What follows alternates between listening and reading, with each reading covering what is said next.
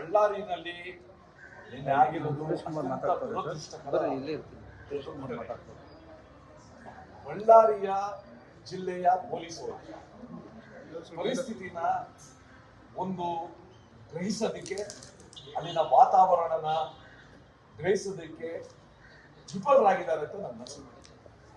ಇಲ್ಲದ ಜನಾರ್ದನ್ ರೆಡ್ಡಿ ಅವರು ಮನೆ ಮುಂದೆ ಬಂದು ಬ್ಯಾನರ್ ಕಟ್ಲಿಕ್ಕೆ ಹೋಗೋದು, ಅಲ್ಲೇ ಚೇರ್ಗಳು ಹಾಕೊಂಡು ಕೂತ್ಕೊಳ್ಳೋದು, ಮತ್ತೆ ಬಹಳ ಒಟ್ಟೊಟ್ಟಾಗಿ ಅಸಭ್ಯವಾಗಿ ಮಾತಾಡಿ ಹೊಡೆಯಕ್ಕೆ ಹೋಗೋದು, ಇದನ್ನೆಲ್ಲ ಪೊಲೀಸರು ಸ್ವಲ್ಪ ಮುನ್ನೆಚ್ಚರಿಕಾ ಕ್ರಮ ತಗೊಂಡಿದ್ರೆ ಇದನ್ನ ಕಂಪ್ಲೀಟ್ ಆಗಿ ಇದನ್ನ ನಿಗ್ರಹಿಸಬಹುದಾಗಿತ್ತು, ತಡಿಬಹುದಾಗಿತ್ತು. ಒಬ್ಬ ಅಮಾಯಕನ ಪ್ರಾಣ ಇವತ್ತು ಹೋಗ್ತಾರೆ.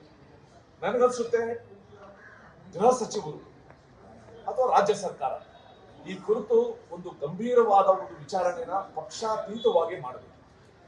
ಕೇವಲ ತಮ್ಮ ಪಕ್ಷದ ಶಾಸಕರು ಹೇಳುವುದು ಮತ್ತೆ ಈ ಘಟನೆ ಬಗ್ಗೆ ಮಾಡಬೇಕು.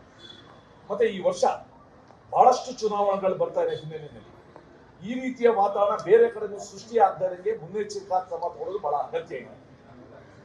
ಮತ್ತೆ ಯಾರು ಇದಕ್ಕೆ ಕಾರಣರು, ಯಾರು ಇಲ್ಲಿ ಹೋಗಿ ಮೊದಲು ಶುರು ಮಾಡಿದ್ರು, ಇದರ ಉದ್ದೇಶ ಏನು, ಇದರ ಬಗ್ಗೆ ಮಾಡ್ಲಿಕ್ಕೆ ಒಂದು ವಿಚಾರಣೆ ನಡೆಸಬೇಕು. ಮತ್ತೆ ರಾಜ್ಯದ ಹಿತದೃಷ್ಟಿಯಿಂದ ಈ ರೀತಿ ಘಟನೆ ಆಗದಂಗೆ ನೋಡ್ಕೊಳ್ಳೋದು ಸರ್ಕಾರದ ಆದ್ಯ ಕರ್ತವ್ಯ ಆಗ್ತದೆ.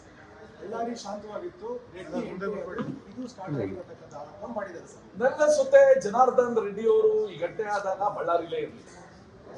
ಅವ್ರಿಗೆ ಫೋನ್ ಮುಖಾಂತರ ಗೊತ್ತಾದ ಮೇಲೆ ಅವರು ಶ್ರೀರಾಮ್ಲು ಅವ್ರನ್ನ ಕೇಳಿ ನೀವು ಆ ಸ್ಥಳಕ್ಕೆ ಹೋಗೋ ಏನಾಗಿದೆ ಅಂತ ನೋಡಿ ಹೇಳಿರೋದು ನನ್ಗೆ ಗೊತ್ತಿರೋ ಮಾಹಿತಿ.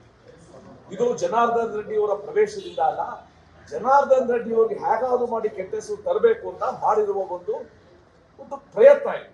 ಸೊ ನನ್ಗನ್ಸುತ್ತೆ ಒಬ್ರು ಬಳ್ಳಾರಿ ಶಾಸಕರು, ನನಗೆ ಗೊತ್ತಿರೋ ಪ್ರಕಾರ ಜನಾರ್ದನ್ ರೆಡ್ಡಿ ಅವರು ಬರಕ್ಕಿಂತ ಮುಂಚೆನೆ ಜನಾರ್ದನ್ ರೆಡ್ಡಿ ಅವ್ರ ಮನೆ ಮುಂದೆ ಈ ಜನ ಸೇರಿ ಯಾವುದೋ ಒಂದು ಮೂಡಲ್ ಸೇರಿ ಆ ಗಲಾಟೆ ಎಬ್ಸಿರೋದಕ್ಕೆ ಕಾರಣ. ಅದಕ್ಕೋಸ್ಕರ ವಿಚಾರಣೆನ ನಾನು ಆಗ್ರಹಿಸ್ತಾ ಇದ್ದೀನಿ.